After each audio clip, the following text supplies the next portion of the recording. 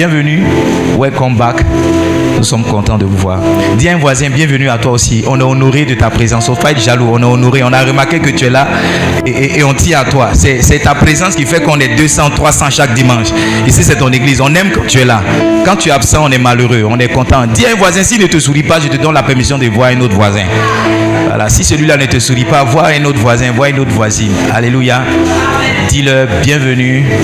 C'est bon, vous sentez un peu la fraîcheur qui vous touche? Vous sentez un peu la fraîcheur? Vous sentez pas? Vous sentez un peu? Quels sont ceux qui sentent? Quels sont ceux qui ne sentent pas? Pour ceux qui ne sentent pas, on va vous donner des chaises dehors. Vous allez mettre des baffes là-bas. Amen. On peut fermer progressivement. Alléluia. Qui est béni d'être à l'église ce matin? Amen.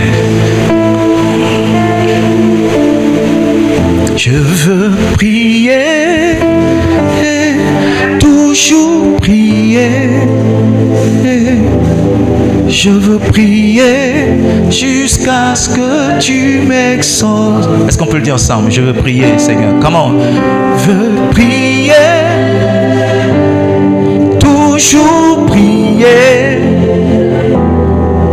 Je veux prier jusqu'à ce que tu m'exauces, Papa, Papa, exauce-moi, exauce-moi, exauce-moi, Papa, Papa, chante, exauce-moi. Exauce. Exauce.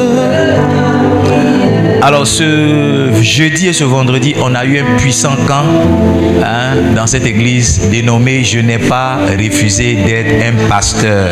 Est-ce qu'on peut acclamer le Seigneur pour le grand et puissant camp qu'on a eu, cette grande conférence? Voici quelques images.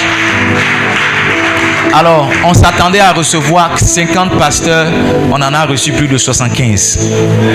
Les présents qu'on avait pour 50 pasteurs, ça a dépassé. Même la nourriture qu'on avait prévue pour 50 personnes, ça a dépassé. Donc, on a eu des pasteurs qui sont venus d'Abidjan, d'autres de plusieurs endroits, beaucoup de Dabou. Il y a un pasteur qui est revenu hier me voir de Lopou. Il dit non papa, il dit pasteur, j'ai fait le programme sans payer. C'est pas normal, si je ne paye pas, c'est comme si ma bénédiction ne va pas venir. Donc, je veux donner ma participation de 10 000. Donc on a eu une grande conférence. On peut envoyer. Le prophète Assalé nous a rejoints à la... Et ceux qui étaient à la conférence, il y a une chose qui nous est arrivée, c'est que quand le prophète est venu, on ne s'est pas parlé. Quand on a débuté, je lui ai envoyé un message pour dire non, c'est pas normal que j'organise quelque chose sans t'informer. Je voulais faire un petit truc, mais à la fin, je suis en train de voir que la lui que ça prend, si il t'informe pas, c'est pas bien. Donc, je lui ai donné le message. Il dit bon, il va passer pour nous saluer. Il m'a demandé l'heure, vendredi, c'est quoi le timing? Quand je lui ai donné, il dit va faire un tour vendredi. Vendredi, quand il est venu, je lui ai dit bon, comme tu es là, tu vas dire un mot. Tu vas prêcher pour la session finale. Et quand il a pris le micro, il a dit exactement les mêmes choses que j'ai commencé de dire la veille et le lendemain. Les mêmes choses. C'est comme si je lui avais donné mes notes. Et il a dit ça même pratiquement dans le même ordre. Comme pour dire que le Saint-Esprit voulait nous faire entendre un message. Et c'était ce message. J'ai reçu le témoignage de la servante de Dieu, Marina Boni, qui était là. Elle dit, elle ne regardait pas bien ses ouvriers. Mais le soir, quand il a quitté ici, elle est partie faire veiller avec ses ouvriers. Et voici deux choses qui sont arrivées. Elle dit, elle a regardé ses ouvriers autrement.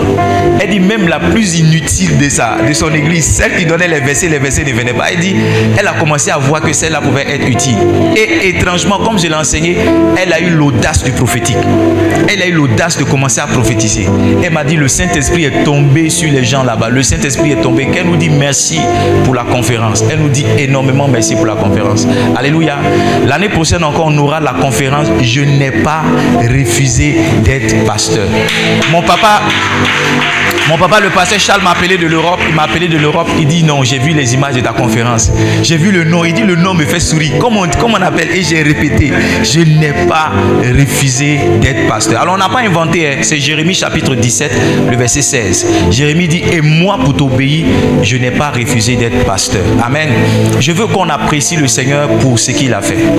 Cette conférence, ça nous a coûté 1,105 000 francs. On n'avait pas cet argent. Quelqu'un m'a dit, mais si on a autant d'argent, pourquoi on ne prend pas ça pour faire tel ou tel jour? On n'a pas cet argent. C'est quand on décide de faire la chose de Dieu que Dieu envoie. Si vous voulez, si vous dites tout de suite, cotisons 1 million, on ne va pas avoir 100 000. Parce que si la chose n'est pas motivée par Dieu, si la chose n'est pas dans l'intérêt de Dieu, le ciel ne donne pas sa provision. Le ciel n'est pas. Et ce matin, est-ce que je peux vous parler? Ce matin, j'étais en train de méditer et j'ai lu tout le livre de Michée. Et Michée au chapitre 3, je me suis rendu compte qu'un prophète peut faire une erreur lorsque sa prophétie vient uniquement pour gagner de l'argent. Vous êtes silencieux. Je vais appuyer un peu. Je n'ai pas encore commencé à prêcher. Je vais appuyer un peu, juste pour partager ce que le Seigneur m'a enseigné. Michée chapitre 3, verset 11. Michée chapitre 3, verset 11. Michée chapitre 3, verset 11. Il dit, la parole de l'Éternel me fut adressée à Michée. Ses chefs jugent pour des présents. Ses sacrificateurs enseignent pour un salaire. Et ses prophètes prédisent pour de l'argent. Ils osent s'appuyer sur l'Éternel et ils disent, l'Éternel n'est-il pas au milieu de nous? Le malheur ne nous atteindra pas. Donc un prophète est en danger lorsque la finalité de sa prophétie, c'est de l'argent. Un sacrificateur et un pasteur est en danger lorsqu'il essaie de servir le Seigneur pour un salaire. Il est vraiment en danger. Et vous savez, si vous avez un prophète qui vous prophétise pour l'argent, la première chose qu'il risque de vous faire, c'est de vous égarer. C'est comment? Vous égarer. Restons toujours dans Michée chapitre 3. Donne-moi cette fois-ci le verset 5. Michée chapitre 3, le verset 5. Michée chapitre 3, verset 5. Il dit, ainsi parle l'Éternel sur les prophètes qui égarent mon peuple, qui annoncent la paix si leurs dents ont quelque chose à mordre, et qui publient la guerre si on ne leur met rien dans la bouche. Donc il y a des prophètes là, ils te disent que ça va aller chez lui aussi longtemps que tu peux lui donner l'argent. Et il te dit que tu vas mourir aussi longtemps que tu ne lui as rien donné. Donc ce qui te prophétise est condition de ce que tu mets dans sa bouche ou de ce que tu mets sous ta dent. Yes. Un prophète comme ça, il peut t'égarer. Quel est le deuxième risque si tu as un prophète comme ça? Malheureusement, quelqu'un qui prophétise comme ça, il va éteindre son ministère prophétique. Donc c'est dans l'intérêt du prophète lui-même de s'assurer de prophétiser la vérité. Parce qu'il peut gagner de l'argent s'il est dans la fausseté. Mais au bout d'un certain temps, la grâce de Dieu avec laquelle il parle va finir par s'éteindre. Donc quand je veux dire la vérité, c'est pas pour éblouir les gens. C'est parce que je suis conscient que Dieu ne me maintiendra dans mon appel et dans ma vision et dans mon ministère que si je prophétise ce qui est vrai. Michée chapitre 3, donne-moi le verset 6 pour qu'on regarde ensemble.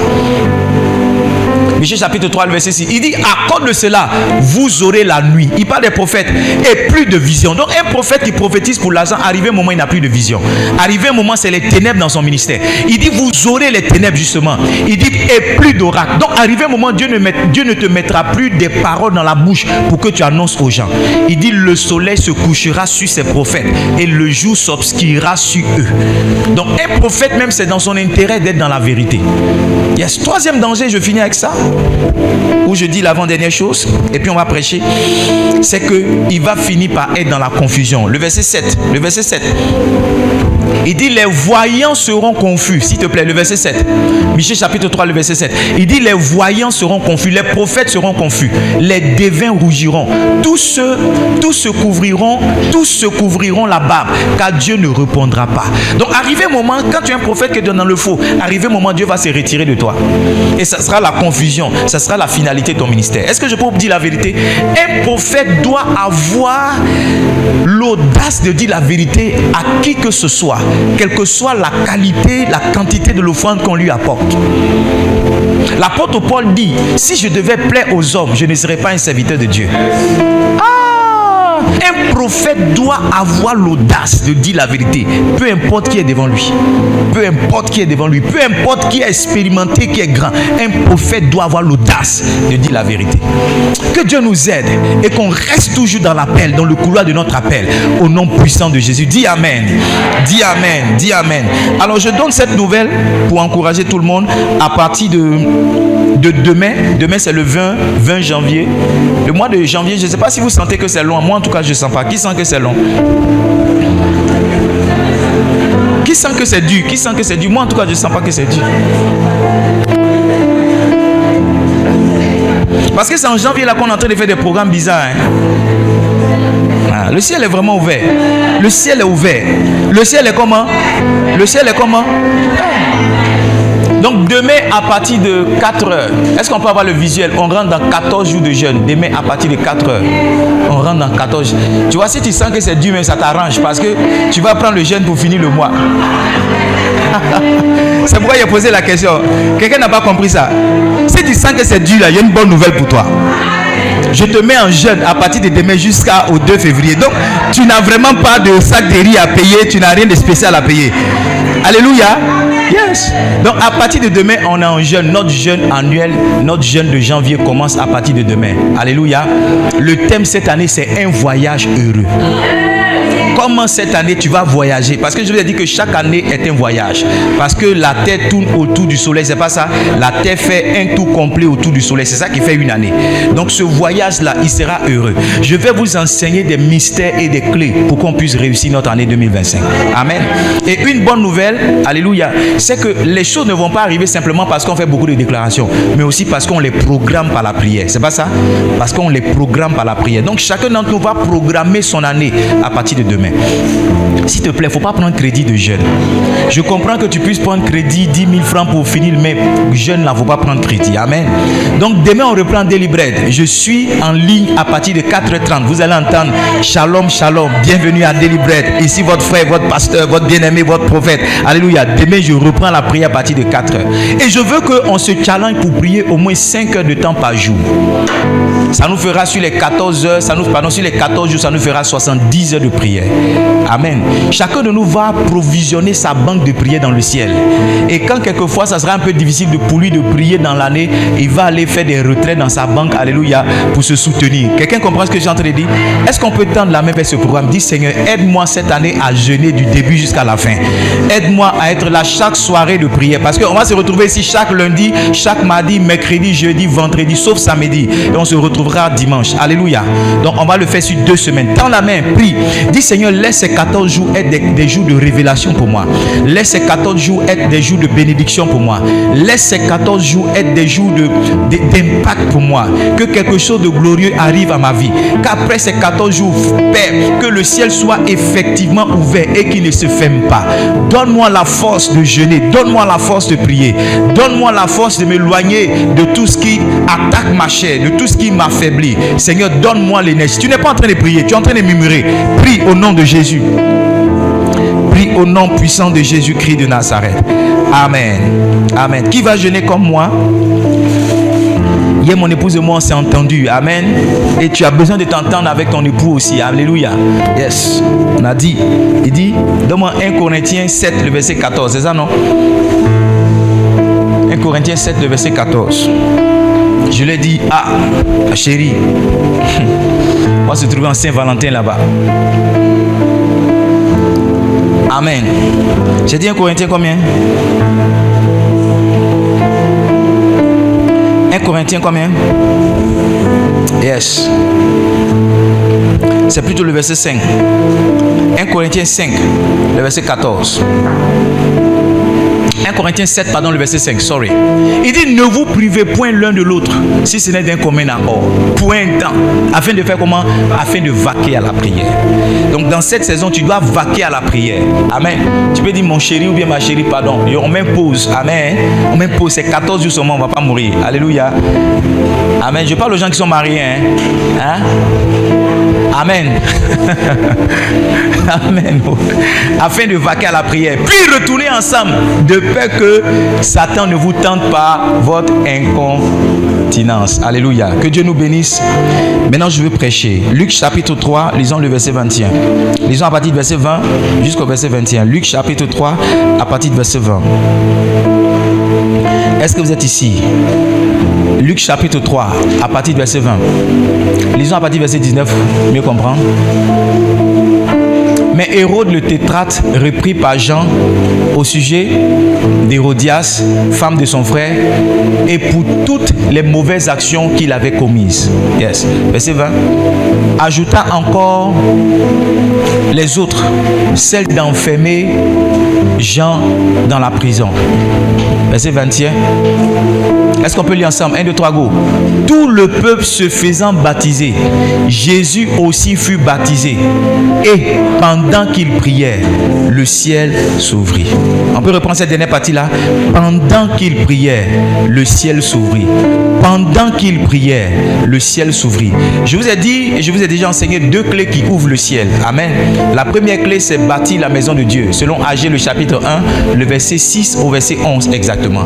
La deuxième clé que je vous ai enseignée, c'est la clé d'apporter à la maison du trésor toutes ces dîmes. Amen. Il dit, selon Malachie chapitre 3, le verset 10, apportez à la maison du trésor toutes vos dîmes. Et dit, vous verrez si pour vous je n'ouvre pas les écluses des cieux. Donc une clé qui ouvre les écluses des cieux, c'est lorsqu'un homme apporte à la maison du trésor ses dîmes. Amen. Mais la vie de Jésus nous montre une troisième clé qui ouvre le ciel. Et la clé ici, c'est la clé de la prière. La Bible dit que pendant que le Seigneur Jésus était en train de prier, le ciel s'est ouvert. Alléluia. Ça veut dire qu'un homme qui a une vie de prière marche sous un ciel ouvert. Écris ça pour moi, pasteur ici. Un homme qui a une vie de prière marche sous un ciel ouvert. J'ai dit quoi? Un homme qui a une vie de prière marche sous un ciel ouvert. Le ciel peut être fermé au-dessus de ta tête parce que tes prières sont insuffisantes. Le ciel peut être fermé au-dessus de toi parce que tu n'as pas une vie de prière conséquente. La chose avec la prière, je me suis rendu compte que beaucoup de personnes ne prient pas. Et tu peux noter ceci. Les causes qui font que beaucoup de personnes ne prient pas, c'est les suivantes. Beaucoup de personnes ne prient pas. Vous savez pourquoi? Parce qu'ils n'ont pas de résultat avec la prière. Ils n'ont pas comment? De résultat avec la prière. Ils ne peuvent pas se rappeler la dernière fois où ils ont prié et puis la chose est arrivée. Donc parce qu'ils n'ont pas de résultat, ils sont découragés même pour prier. Quelqu'un prie lorsqu'il a déjà expérimenté le pouvoir et la force de la prière. Et laissez-moi vous dire ceci, toute chose est réversible par la force de la prière. Quand un homme est un homme de prière, il peut changer toute chose par sa prière. J'en veux pour preuve ce qui est arrivé à Ézéchias. Le prophète Ésaïe, c'est pas n'importe quel prophète, est venu lui annoncer de la part du Seigneur qu'il mourrait. 2 Rois le chapitre 20. La Bible dit que Ézéchias a tourné son visage contre le mur et il a prié. Au même instant, après avoir prié, la Bible dit que Dieu a rappelé et le prophète Isaïe encore chez Ézéchias. Il lui a dit 15 années seront ajoutées à ta vie. Donc un homme a changé son temps d'existence sur la terre par sa capacité à prier. Les choses qui perdurent et qui ne changent pas dans ta vie, c'est parce qu'elles ne sont pas devenues pour toi des sujets de prière. Les choses qui existent et qui n'ont pas encore changé, c'est parce qu'elles ne sont pas devenues pour toi des sujets de prière. J'ai observé que les gens savent que la prière est importante. Tout le monde le sait. Mais voyez-vous, parce qu'ils n'ont pas d'expérience avec la prière, ils ont du mal à prier. Moi, je prie pourquoi? Parce qu'un jour, Dieu m'a dit, mon fils, j'exauce toutes tes prières. Yeah. Ça prend le temps que ça prend, mais ce que je demande à Dieu, il finit par me le donner. Parce que tu ne peux pas être quelqu'un qui sait le Seigneur, qui marche dans ses commandements. Il dit, demandez-moi afin que votre joie soit parfaite. Dieu attend lui-même qu'on place devant son trône des requêtes. Dieu lui-même est content quand ses enfants viennent à lui pour lui placer certaines demandes. Il dit, demandez afin que votre joie soit parfaite. Donc si la volonté de Dieu est que ma joie soit parfaite, ça veut dire que Dieu est prêt à ne rien me refuser. I'm praying for you. Pendant que je serai en train de prier, l'esprit de la prière, pendant que je serai en train de prêcher, l'esprit de la prière sera relâché. Il va aider beaucoup de personnes à marcher. Alléluia. Alléluia. Alors, 4 raisons, moi, principalement, pour lesquelles je prie. Je prie pourquoi? Est-ce que je peux parler un peu de la prière? Je veux parler un peu de la prière. Vous autorisez que je parle de la prière? Je prie pourquoi? Parce que, premièrement, à cause de ma communion avec le Seigneur. Je vais aller doucement, fort. Je n'ai pas envie de crier.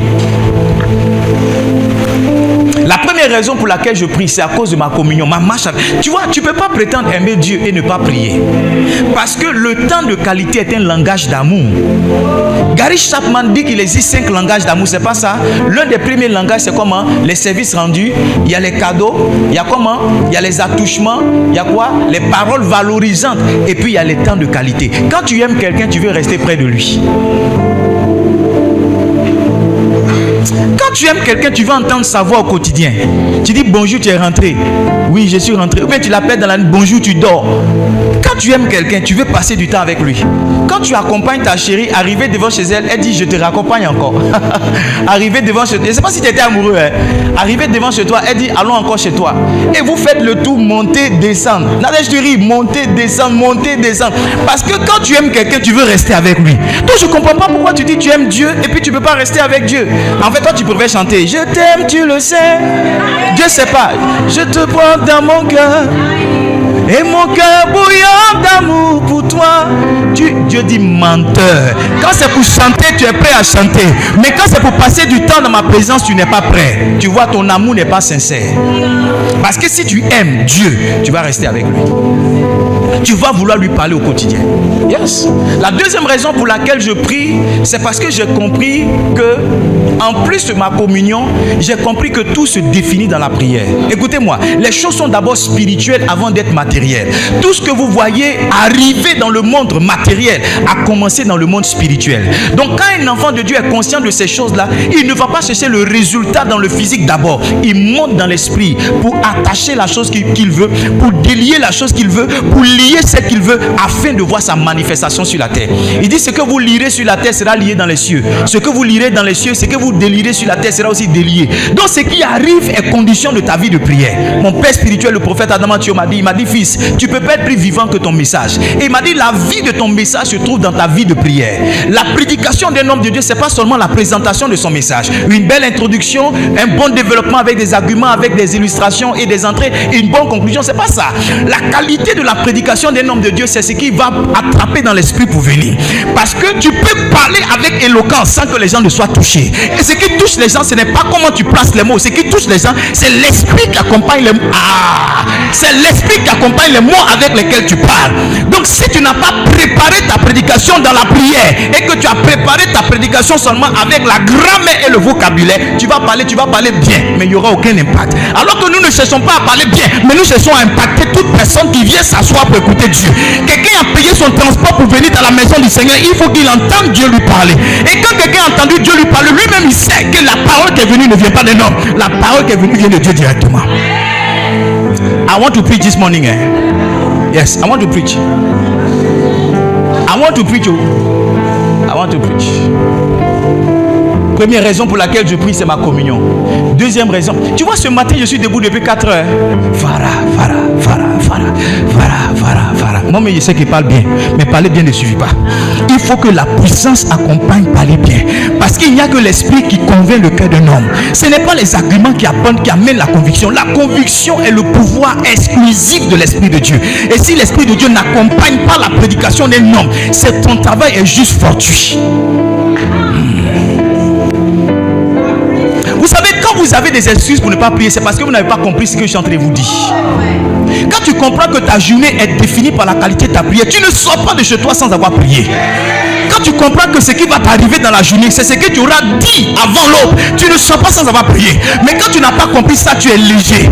Tu vois, tu te trouves des excuses pour dire non, je suis en retard, je ne prie pas. Tu vois, écoute, le temps que tu essaies de rattraper en ne priant pas, tu peux le perdre par un accident. Tu peux être en retard et puis rattraper ton temps parce que tu as prié.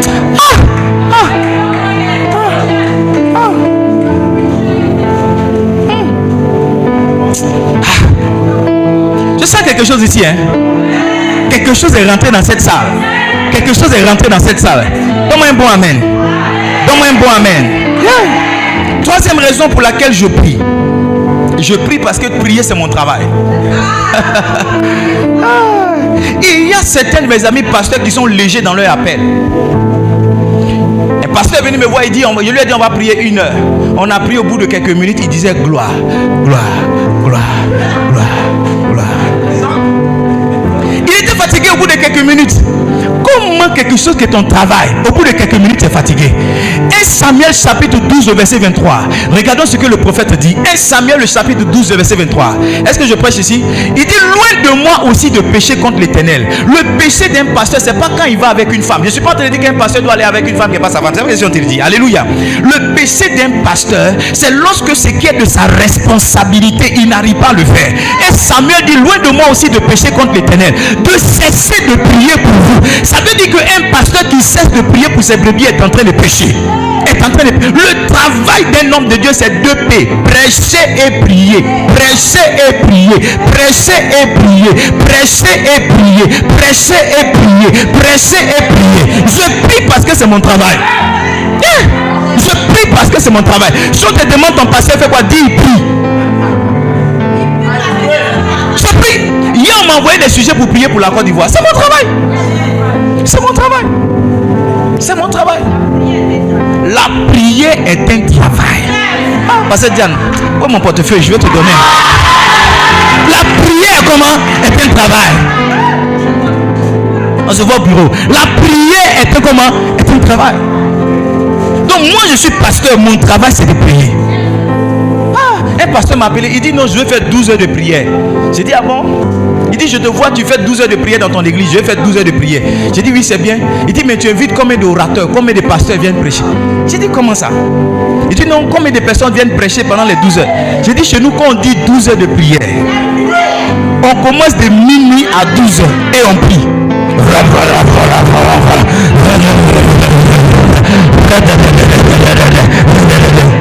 Il dit mon gars, je ne suis pas encore prêt. J'ai dit il faut commencer 2 heures d'abord. Il faut commencer 3 heures. 12 heures, tu vas mourir. My work is to pray. Prayer. Prayer.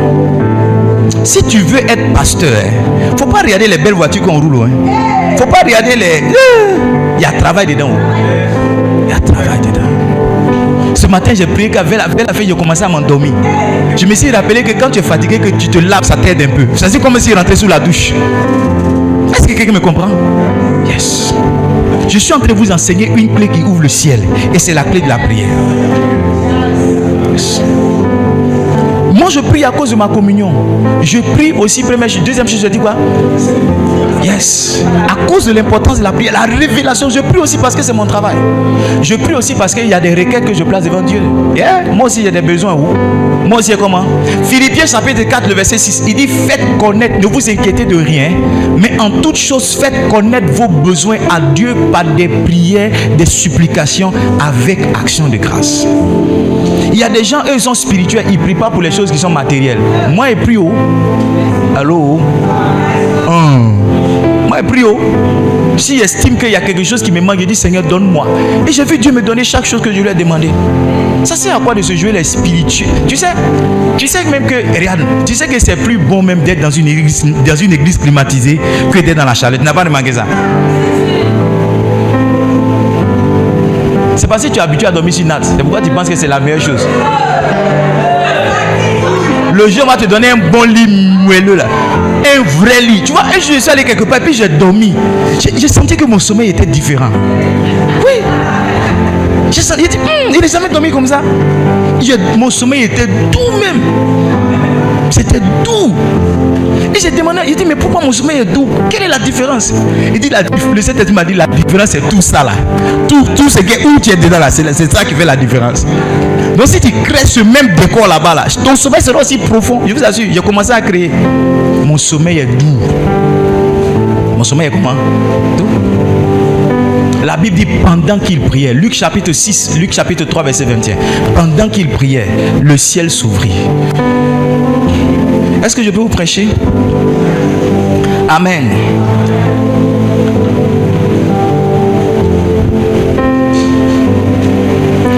Je prie aussi parce que Jésus, c'était son travail de prier. Marc chapitre 1 verset 35. Marc chapitre 1 verset 35. Marc chapitre 1 verset 35. Can we have it? Vers le matin, pendant qu'il faisait encore très sombre, il se leva et sortit pour aller dans un lieu désert. Il pria. Vous savez, un jour les disciples ont demandé à Jésus, enseigne-nous à prier. Vous savez pourquoi ils lui ont posé cette question? Parce qu'ils ont réalisé que le secret derrière le ministère de Jésus, c'était la vie de prière. Parce que chaque fois avant un grand miracle, il priait. Après un grand miracle, il priait. Ils ont vu que la prière précédait les grands mouvements qu'il avait. C'est pourquoi eux aussi, conscients que c'est la prière qui produit toutes ces choses-là, ils ont demandé, Seigneur, enseigne-nous à prier. Maintenant, voici le danger quand la prière devient un rituel, c'est que la prière perd sa puissance. Quand la prière devient juste une récitation, tu ne pries pas avec ton cœur, tu ne pries pas avec ton esprit, tu pries simplement de façon mécanique. Tu récites des mots. Tu sais ce qui ajoute la force à tes paroles quand tu pries? Il y a la foi qui ajoute la puissance à tes paroles. Il y a l'espérance, c'est-à-dire ta capacité à visualiser ce que tu dis. Ça t'aide aussi à donner de la puissance à tes mots. Tu ne peux pas être en train de dire, Seigneur, donne-moi mon pain quotidien. Et pendant que tu dis, Seigneur, donne-moi mon pain quotidien, je ne sais pas, tu te vois dans tel problème. Si ce que tu dis avec ta bouche, ton esprit ne le conçoit pas, ça va jamais arriver. Je dis quoi? Si c'est que, parce que ça écrit ça pour moi. Si ce que tu dis avec ta bouche, ton esprit ne le conçoit pas, ça ne va jamais arriver. Yes. Yes. Donc si tu es dans la récitation, tu seras dans la répétition. Mais si tu pries par inspiration, tu seras dans la manifestation de ton miracle. C'est pourquoi c'est dangereux de répéter les prières. Je vous dis la vérité, moi-même je vous donne des guides de prière. Mais quand je dois prendre les guides de prière pour prier, il y a d'autres inspirations qui viennent. Parce que la réelle prière qui a de l'impact, c'est la prière qui est inspirée par l'Esprit de Dieu. C'est pourquoi le Saint-Esprit m'a fait comprendre que tu ne peux pas enseigner aux gens de prier s'ils n'ont pas attrapé l'esprit de supplication et de grâce. Parce que quand un homme a cet esprit-là, la prière devient, les anglophones disent, it becomes delight. Ça devient comme un plaisir, ça devient facile pour lui de prier. La difficulté à prier vient du fait que tu veux prier avec ta chair. Tu veux prier avec des organes. Et si tu veux prier comme ça, ça ne marchera pas. La prière devient facile lorsqu'il y a un moteur qui te pousse à prier. La prière devient aisée lorsqu'il y a quelque chose derrière qui t'inspire les mots, qui t'inspire les sujets et qui te donne la force de tenir. Et c'est cette chose-là que je veux partager avec toi ce matin. Zacharie chapitre 12, le verset 10. Zacharie chapitre 12, verset 10. Alors je répandrai sur la maison de David et sur les habitants de Livingstone un esprit de grâce et de supplication. La version parole de vie dit un esprit de bonté et de prière. Maman, parmi toutes les manifestations de l'Esprit de Dieu, selon Ésaïe chapitre 11, le verset 1, il y a une manifestation de l'Esprit de Dieu qui amène un homme à prier. On appelle l'esprit de grâce et de supplication. Tu vas souffrir pour prier si tu n'as pas l'esprit de grâce et de supplication. La prière sera pour toi une corvée, comme une montagne à gravir, si tu manques l'esprit de grâce et de supplication. Mais la prière sera une chose aisée lorsque tu vas attraper cet esprit. L'esprit est en mouvement, hein? Parce qu'il y a des gens après ma prédication, tu vas prier, tu ne t'arrêteras pas. J'ai un livre dans mon bureau, pardon, il faut m'envoyer ça. Ça s'appelle Prier sans cesse. Prier sans cesse. Tiens-toi debout, je vais prier pour toi. Alors que tes mains sont levées, reçois l'esprit de grâce et de supplication. Reçois l'esprit de bonté et de prière. À partir de ce matin, à partir de dimanche là, tu vas commencer à prier, tu ne t'arrêteras pas. Yes. En décembre, je crois, 2021, j'étais à genoux devant le pasteur Yannick Diati. Il a prié pour moi. Quand il a prié pour moi, ma vie de prière passait à un autre niveau. Ma vie de prière passait à un autre niveau. Le Saint-Esprit m'a dit, aide-moi, hein. Écoute, tu ne peux pas être pasteur avec 1 heure de prière par jour. Non, c'est trop petit pour le type de pasteur que je veux pour toi. Il faut que tu montes dans la saison, tu peux prier pendant 3 heures. Écoutez-moi, quand je dis merci à Dieu, 1 heure sont passées. 1 heure est passée. Parce que la prière est devenue comme une chose facile. La même facilité que j'ai à prier. N'est-ce pas vrai que le ciel ouvert, c'est un ciel de facilité? La même facilité vient sur toi au nom de Jésus. Je te vois comme un guerrier dans la prière. Je te vois comme une guerrière dans la prière. Si j'ai parlé de toi, laisse ton amen sonner comme un tonnerre. Assieds-toi dans la présence de Dieu. Donc tant qu'un homme n'a pas reçu l'esprit de grâce et de supplication, la prière devient pour lui comme une corvée. La prière devient pour lui comme un problème. La prière devient pour lui comme une grande difficulté. Maintenant, regardons ensemble, avant que je ne parle et j'aille en profondeur avec l'esprit de grâce, je vais vous partager l'expérience que vous pouvez avoir quelquefois qui va vous encourager à prier lorsque vous êtes en train de prier. Par exemple, pour Jésus-Christ, en Luc le chapitre 3, le verset 21, la Bible dit que le ciel s'ouvrit lorsqu'il priait. Si votre prière n'ouvre pas le ciel, vous serez toujours découragé pour prier. Si après votre prière, vous n'entendez rien, vous ne voyez rien venir, vous serez toujours découragé pour prier. Yes. Le ciel ouvert, c'est une saison de possibilités. Donc votre prière doit enclencher, doit engendrer des possibilités. Alléluia. Alléluia. Amen. Luc le chapitre 22 verset 41. Luc 22 verset 41. Luc 22 verset 41. Il dit, puis il s'éloigna d'eux à la distance d'environ un jet de pierre. Et s'étant mis à genoux, il pria. S'étant mis à genoux, il pria. Donne-moi le verset qui suit. Disant, Père, si tu voulais éloigner de moi cette coupe, toutefois que ma volonté ne se fasse pas, mais la tienne. Verset 23. Alors un ange lui apparut du ciel pour le fortifier. Un ange a fait quoi? La Bible dit que c'est pendant qu'il priait que l'ange est venu pour lui donner la force. Vous allez voir que quand vous êtes un homme de prière, une femme de prière, il y a des forces que Dieu vous donne quand vous êtes en train de prier. Et il y a des situations qui sont... Un jour j'ai posé la question au Seigneur. Je lui ai dit, pourquoi les gens comme nous on n'a pas de dépression? Parce que si c'est problème, on en a. L'apôtre Paul dit, sans compter, chaque fois je suis tous les jours assiégé par tous les soucis que me donnent toutes les églises. Quand un homme est établi sur une église, il ne gère au quotidien que des soucis. J'ai dit au Saint-Esprit, mais pourquoi nous on n'a pas de dépression? Si c'est les problèmes qui donnent des dépressions aux gens, pourquoi nous on n'en a pas? Le Saint-Esprit m'a dit, c'est votre vie de prière. Parce qu'il y a une énergie spirituelle qu'un homme télécharge lorsqu'il est en train de prier. C'est pourquoi pour beaucoup d'entre nous, Dieu ne change pas la situation pour laquelle on prie, mais Dieu nous change nous-mêmes pour qu'on puisse affronter la situation qu'on est en train de traverser. La situation ne doit pas changer. C'est toi qui dois à la fois la force. C'est toi qui dois avoir la force de traverser la situation. La situation doit rester la même. C'est toi qui dois. Maman, tu ne peux pas prier, tu vois, pour que l'enfant sorte par ta bouche. Non. Tu ne peux pas prier pour qu'au moment de l'accouchement, l'enfant sorte par ton nez. Non. Cette prière que tu ne peux pas exaucer. Tu dois suffisamment avoir de force pour pousser. Parce que tu ne peux pas enfanter sans pousser. Il y a des enfantements qui arrivent, un homme doit pousser. C'est pourquoi quand il va dans la prière, Dieu ne lui donne pas l'enfant d'une autre manière. Dieu lui donne la force afin qu'il pousse. Dieu lui donne la force afin qu'il pousse. Donc tout ce qui lui arrive dans la prière, c'est la force qu'il reçoit. Il y a des situations, je vais te décourager quelqu'un, Dieu ne va pas changer. Ce qu'il va te donner, c'est la force pour les affronter. Il y a des montagnes que Dieu ne déplace pas. Il te donne la pioche pour que tu détruises la montagne et que tu passes. Il y a des mers, tu comprends, que Dieu ne donne, il te donne la force pour que tu fondes la mer et que tu passes.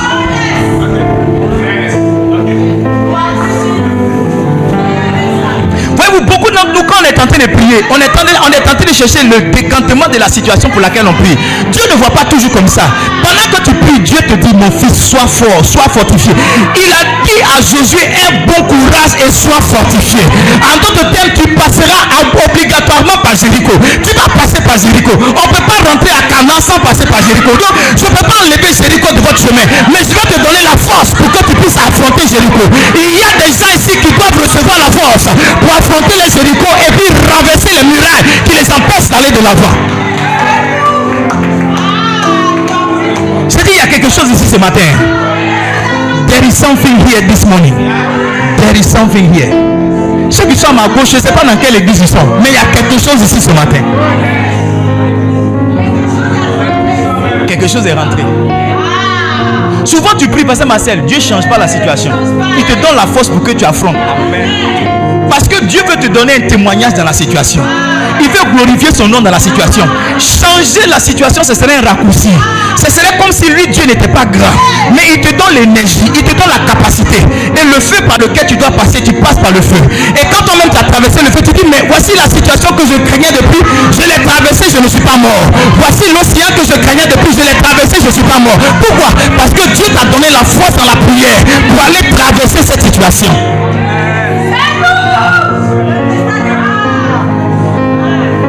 Il a dit à Zorobabel, ce n'est ni par la force, ni par quoi. Mais c'est pas quoi? C'est pas mon esprit. En d'autres termes, serviteur de Dieu, il y a quelque chose qui doit venir sur toi pour que tu affrontes ça.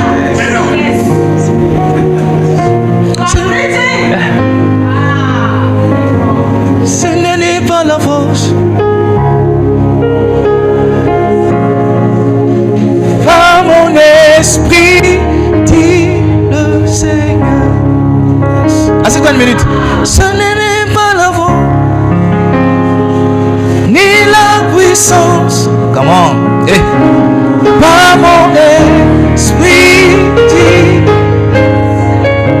Luc chapitre 9, le verset 29. Il y a une autre partie qui vient, ça me plaît. Luc chapitre 9, le verset 29. Lis avec moi. Pendant qu'il priait, l'aspect de son visage changea. C'était pendant la prière. Quelque chose est arrivé à son visage. Dieu ne changera pas ta situation aussi longtemps qu'il ne t'a pas changé toi-même. La qualité de personne que tu es, ça ne matche pas avec ce que tu veux. J'ai dit, Dieu ne change pas la situation tant que toi-même tu n'as pas changé. Donc quand tu vas prier là, Dieu laisse la situation.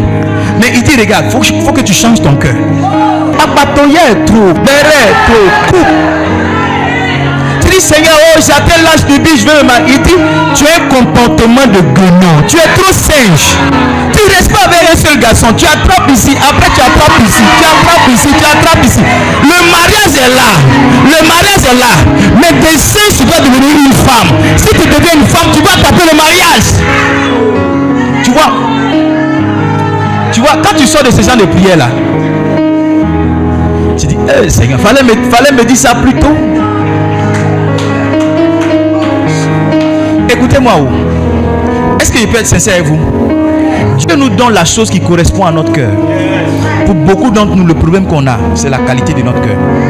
Et le drame avec le cœur, c'est qu'il n'est pas visible comme ça.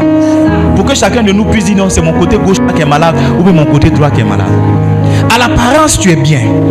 Dans le truc, tu es bien. Mais au fond de toi, il y a un verrou que le Seigneur doit enlever. Et souvent, quand tu vas dans la prière, il met le doigt sur ça, mais tu n'es pas convaincu. Tu vas dans une prédication, bien tu viens à l'église dimanche, et puis tu sens que la prédication est en train d'insister sur ça. Ça veut dire que c'est la chose sur laquelle tu dois travailler pour que ce que tu demandes à Dieu puisse venir. La prière ne change pas toujours la situation. La prière change quelquefois celui qui prie. Il faut écrire ça, Bassan ici. La prière ne change pas toujours la situation. La prière change quelquefois celui qui prie. Souvent, Dieu estime que tu n'es pas trop spirituel pour te donner ce que tu demandes. Parce que ce que tu ne sais pas, c'est que... C'est que tu ne sais pas, c'est que chaque chose que Dieu te donne suscite des persécutions. Il a dit quoi? Chaque chose que Dieu te donne suscite quoi? Ils ne comprennent pas. Donne-moi Marc chapitre 10. On va lire le verset 28 au verset 31. Chaque chose que Dieu donne à un homme, ça vient avec persécution. Si Dieu te donne le mariage, il y a une persécution qui va venir avec. Si Dieu te donne un enfant, il y a une persécution qui va venir avec. Si, vous savez, hier, il y a un pasteur qui était dans mon bureau et il m'a dit, pasteur, avant que je ne vienne à ta conférence, quelqu'un m'a dit que tu es un sataniste. Il dit, quelqu'un m'a dit, pasteur, on m'a dit que tu es un sataniste. Mais je dis, moi, je vais venir voir la conférence. Donc, si je demande à former d'autres pasteurs, je dois comprendre qu'il y a des persécutions qui vont avec. J'ai fait un songe dans lequel il y a une forme de conspiration contre moi. J'ai partagé le songe avec mon épouse. J'ai dit, il y a des gens qui travaillent contre moi. C'est normal.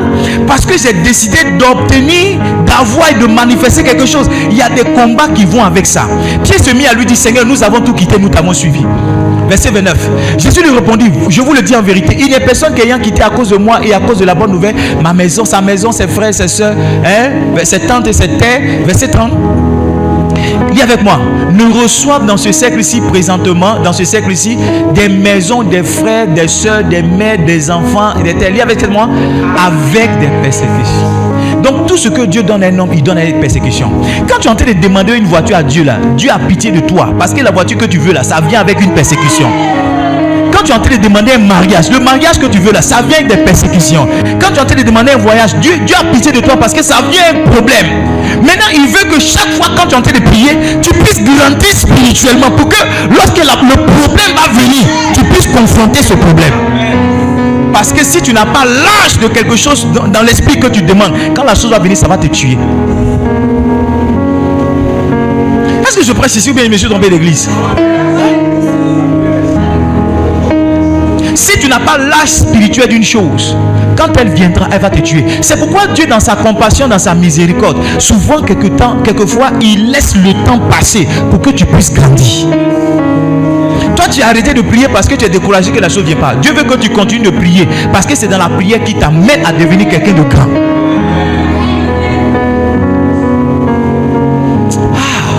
Assieds-toi, assieds-toi. Assieds-toi. Et give me my time.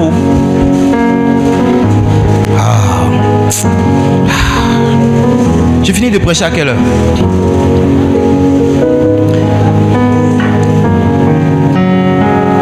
Daniel chapitre 9 verset 21. Je suis en train de vous dire les expériences que vous pouvez avoir dans la prière, que j'ai quelquefois lorsque je prie. Daniel chapitre 9 verset 21. Regarde, si tu es quelqu'un qui prie beaucoup, tu vas entendre des enseignements et des instructions. Pour moi, la prière, c'est plus un temps d'enseignement même que de requête. Daniel 9 verset, il dit, je parlais encore dans ma prière. J'ai fait quoi? Je parlais encore dans ma prière. Quand l'homme, Gabriel, que j'avais vu précédemment dans une vision, s'approcha de moi d'un vol rapide au moment de l'offrande du soir.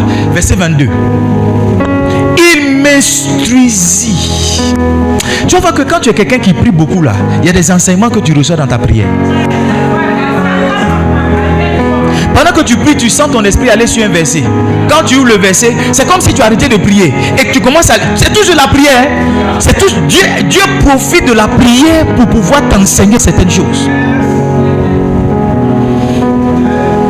Souvent quand ça arrive comme ça, tu sais plus si tu dois continuer de dire ou bien lire le verset. Non, tu dois arrêter ou bien tu fais et puis tu continues de lire. Tu continues de lire, tu continues de lire. Parce que quelquefois, l'élément clé de la prière, la chose que tu es venu chercher, la clé de ta prière se trouve dans la référence que Dieu t'a donnée. Tu dois être frustré si tes prières ne finissent pas avec des instructions. Chaque fois que tu pries, quelquefois tu pries comme ça, puis tu sens ton esprit aller dans une prédication. Va mettre la prédication. Tu es en train de prier, puis tu entends ma voix. Je te prêche sur un thème, va mettre, cherche. C'est la prière qui continue. Parce que la prière en fait c'est quoi? C'est pas un monologue où un homme vient s'arrêter pour dire oh Seigneur donne-moi. Non, la prière c'est un dialogue. Tu parles à Dieu, Dieu te parle. Tu vois, et Dieu te parle par des instructions. Dieu te parle par des enseignements. Il m'instruisit et s'entretient avec moi. Il me dit Daniel, je suis venu maintenant pour t'ouvrir, pour ouvrir ton intelligence. Il y a des choses qu'un homme comprend plus quand il prie. Dieu m'a dit avant-hier, je partais à la maison, Dieu m'a dit, tu sais pourquoi je ne t'ai pas donné une grosse voiture comme tu voulais? J'ai dit non Seigneur. Et Dieu m'a dit, si tu avais une grosse voiture à Dabou, la voiture que tu veux là, si tu as ça là, tu vas t'attirer beaucoup de problèmes. Tu n'as pas remarqué que la petite voiture là, quand tu roules, personne ne remarque que c'est toi.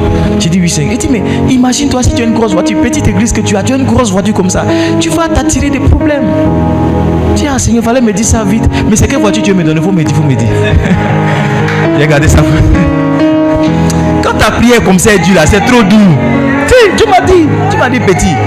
Il m'a dit petit, je t'aime. Je vais te donner tout ce que tu veux. Mais tu vois, ce que tu veux actuellement là, ça ne ressemble pas à l'église que tu as. L'église que tu as, elle est trop petite pour que toi, sur ta voiture, sera la moitié de l'église. Non. Tu dis, ah Seigneur, il fallait me dire ça plus tôt. Sinon, moi, c'est ce que je voulais. Il fallait me dire ça plus tôt. Quand tu pries là, Dieu te parle et t'instruit.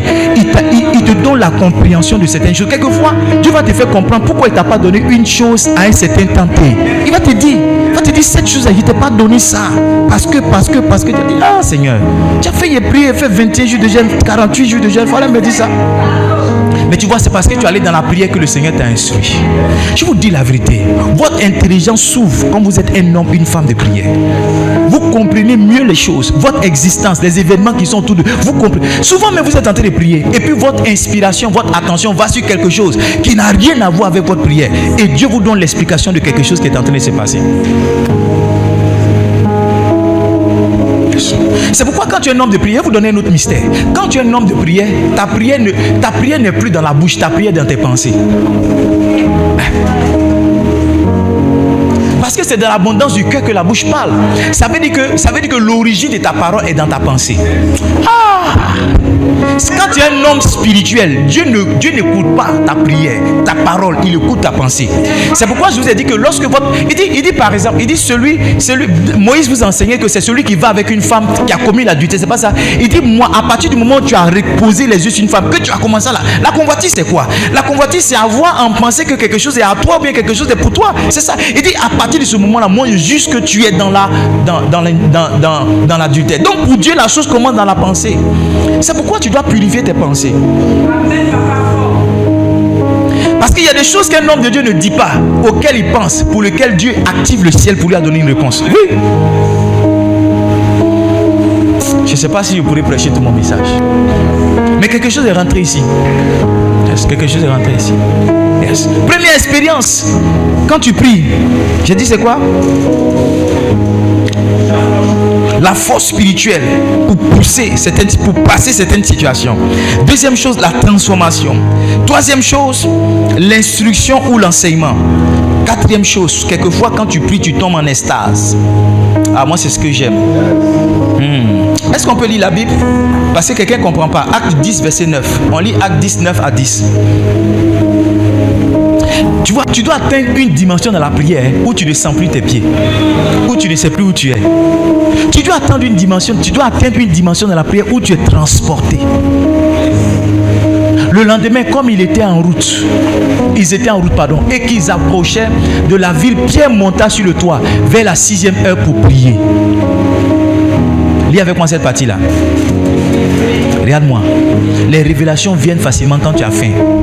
C'est pourquoi il te dit de jeûner là. La faim a facilité une expérience spirituelle. Tous les mots dans la Bible ne sont pas mis au hasard. La Bible dit il eut faim et il voulut manger.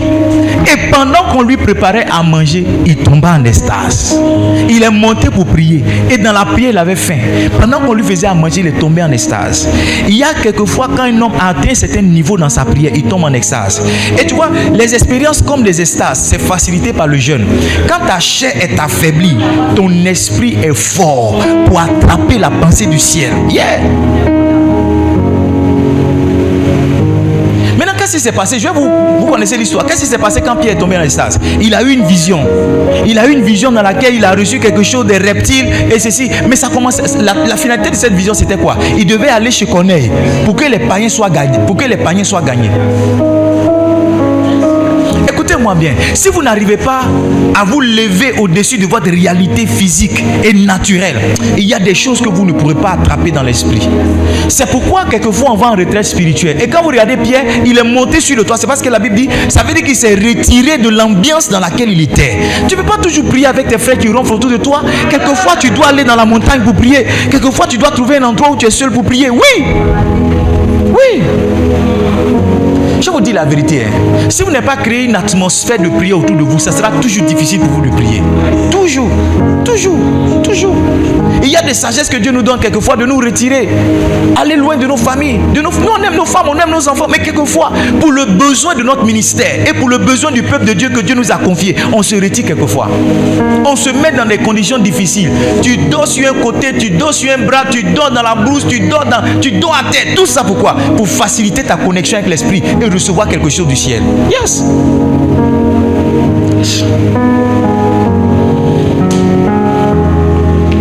C'est quand la dernière fois que tu as eu une extase? Bon, en fait, chez nous, quand tu as extase, on dit non, les démons. C'est pas ça? Il est tombé en transe. Venez. C'est quelle église où il va même? Votre pasteur qui aime porter noir là. Tout ce qu'on porte, les gens critiquent. Cette semaine, j'ai mis une vidéo sur Facebook, YouTube. Quelqu'un a écrit là-bas voleur. Moi, mais ça m'a fait rire. On peut être méchant comme ça. Il a volé quoi? Il a écrit voleur. J'ai écrit, il n'y a pas d'avenir financier pour quelqu'un qui ne donne pas sa dîme. Je vois commentaire, voleur. Mon frère, pardon, il n'était rien volé. Alléluia. Amen. Amen. Cinquième chose qui arrive lorsque tu pries, j'ai appelé ça le revêtement ou l'impactation. Et c'est ce qui est arrivé à Jésus. Luc chapitre 3, verset 21. Aujourd'hui, nous les chrétiens de maintenant, vous savez, il y a une forme de facilité dans laquelle on est tombé. Vous savez c'est quoi? C'est faire une offrande pour recevoir une imposition des mains. Donc on continue, nous les jeunes pasteurs de maintenant là, on continue notre argent, puis on prend un avion, on va voir un vieux là, on dit le vieux, vas-y mon offrande, touche-moi. Tu vois, on veut recevoir à travers une offrande ce que le vieux a payé 70 ans de ministère pour avoir. Il y a certaines onctions qui ne te seront pas transférées. Pas parce que quelqu'un t'a touché, mais qui te seront transférées parce que tu es allé dans le lieu de prière. Parce que tu as passé des cassettes, parce que tu as passé des jours quelque part en train de prier pour quelque chose. Il dit tout le peuple se faisait baptiser. Jésus aussi fut baptisé. Et pendant qu'il priait, le ciel s'ouvrit. Lisons la suite. Et le Saint-Esprit descendit sur lui sous une forme corporelle. Il y a quelquefois un revêtement que l'homme attrape quand il est tenté de prier. Yes. Beaucoup de choses que j'ai attrapées, je les ai attrapées dans mes jours de prière. Avant mon amusement, mon repas c'était VSD. C'est ça non, VSD. Vendredi, samedi, dimanche, 3 jours de jeûne sec sans John Wesley. J'étais abonné là-bas. Chaque vendredi, je rentre, je sors dimanche soir. La plupart des choses que je fais dans mon ministère actuellement, c'est au centre John Wesley, dans les moustiques là-bas que j'ai attrapé ça. Beaucoup d'entre vous ne priez pas. Vous voulez qu'on vous impose les mains. Et le jour où vous voyez que les gens tombent dans la salle, vous venez, vous prenez votre huile. Papa, verse huile sur moi. Souvent on verse huile sur toi, il n'y a rien qui ne se passe. Parce que tu sais, l'huile, l'onction qui doit tomber sur toi là, si elle ne vient pas tomber sur un rythme de prière, une force de prière, elle va te détruire.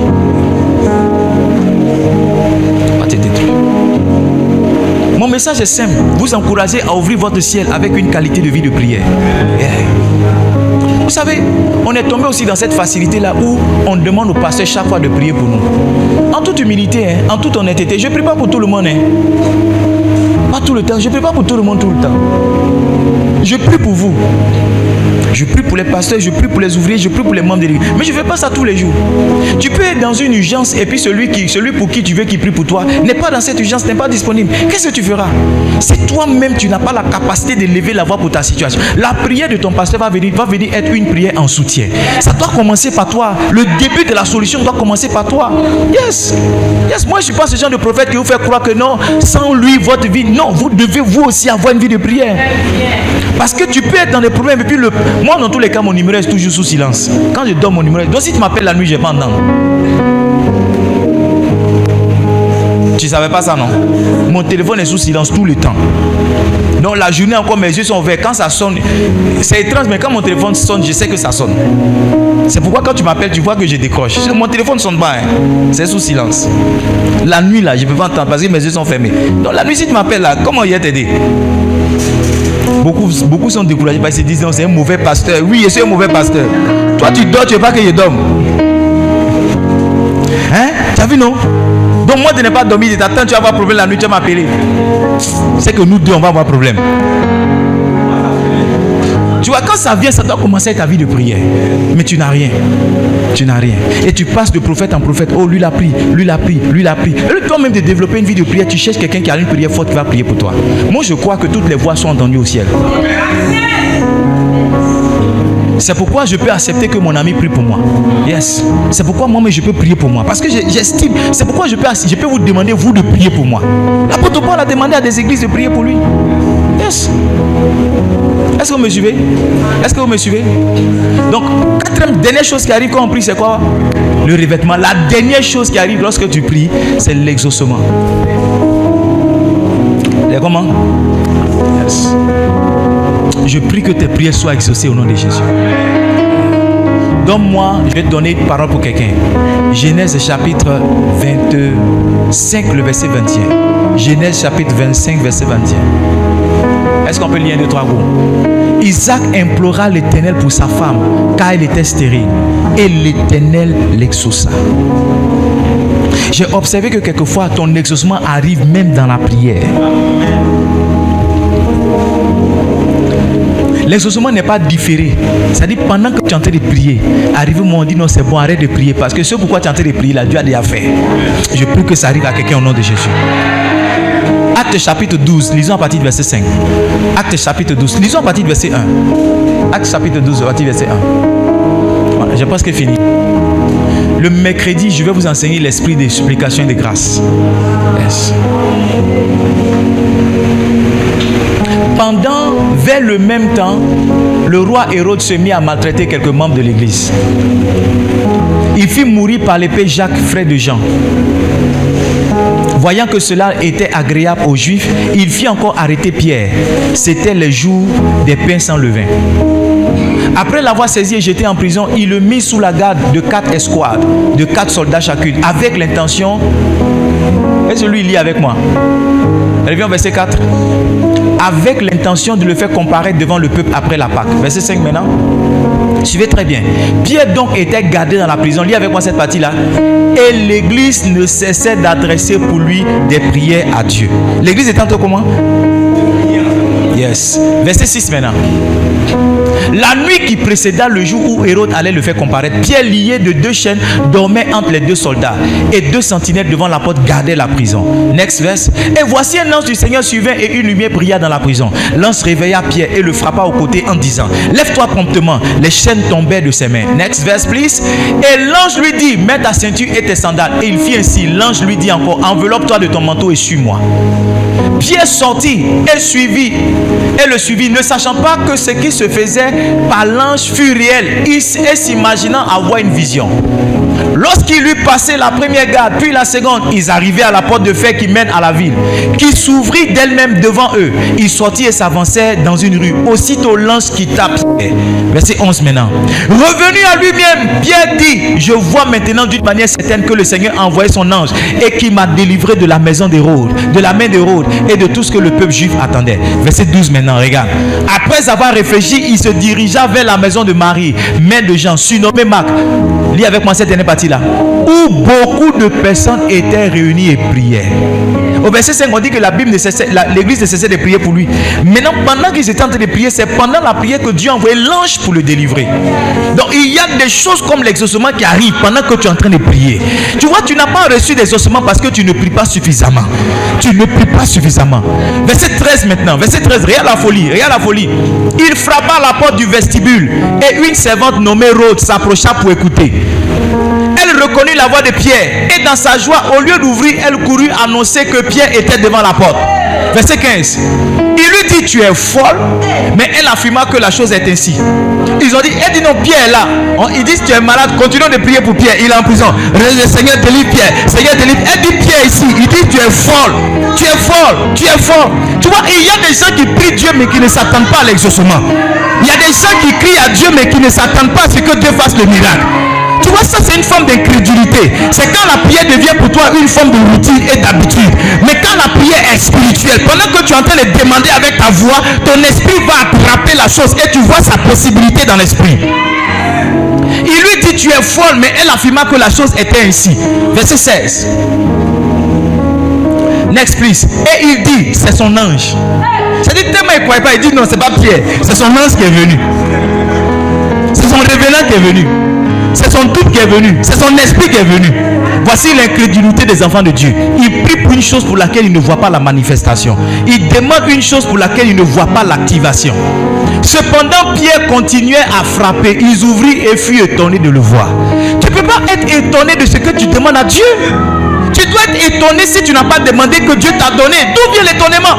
Parce que si tu demandes, c'est parce que tu crois. Il dit tout ce que vous demanderez en priant, croyez que vous l'avez reçu et vous le verrez. Ce que tu vois arriver, c'est ce que tu crois. Donc tu ne peux pas être étonné de ce que tu es en train de voir arriver puisque tu as cru en ça. Je ne suis pas étonné de l'église climatisée que nous avons. Parce qu'on a demandé ça à Dieu. J'aurais été étonné plutôt si on était sous une paillote encore.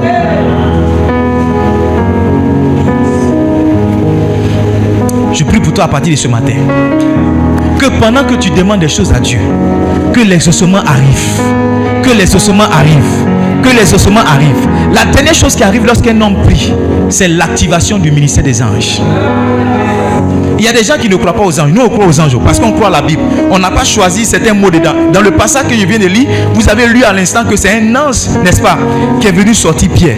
Ce qui est étrange, et je le répète toujours quand je parle des anges, c'est qu'on croit aux génies dans nos villages, mais on ne croit pas aux anges. Au village de ma mère, il y a une chambre, 2 chambres ou bien 3 chambres qu'ils ont fait pour le génie. Quand il sort du village, il dit Baba a un haut. Quand il revient, il dit Baba 36 haut. Une maison vide, il croit qu'il y a quelqu'un dedans. Hello. Vous êtes beaucoup ici, vous croyez même chose. Vous faites aussi, vous dites Baba oh, Baba oh, faites ça. Maintenant, quand je parle du ministère des anges, vous dites non, ça c'est pas vrai. Ça c'est pas vrai. Ça c'est pas vrai. On nous a enseigné quand on était petit, on dit si tu entends ta voix, faut pas répondre. Si tu entends ton nom, faut pas répondre. À qui on a dit ça? Surtout la nuit, quelqu'un t'appelle, aide-moi, faut pas répondre. Parce que oh, Seigneur, le pasteur te dit de répondre parce qu'un ange aussi peut t'appeler. Voilà. Parce que si tu n'as pas répondu, l'ange va partir où? Hey, pasteur, on a grandi à ça. Pasteur, tu comptes quoi? Je compte Dieu. Je compte Dieu. Je prie pour toi à partir de ce matin. Que chaque fois que tu seras en prière, yes, que Dieu te donne la force spirituelle pour passer certaines situations. Chaque fois que tu seras en prière, que Dieu te transforme pendant que tu seras en train de prier. Chaque fois que tu seras en prière, reçois un revêtement spécial. Chaque fois que tu seras en prière, reçois une instruction, reçois un enseignement particulier. Chaque fois que tu seras en prière, je prie que tu expérimentes une extase, que tu aies une expérience surnaturelle au nom de Jésus. Je prie que chaque fois que tu seras en prière, que tu reçoives l'exaucement au nom de Jésus.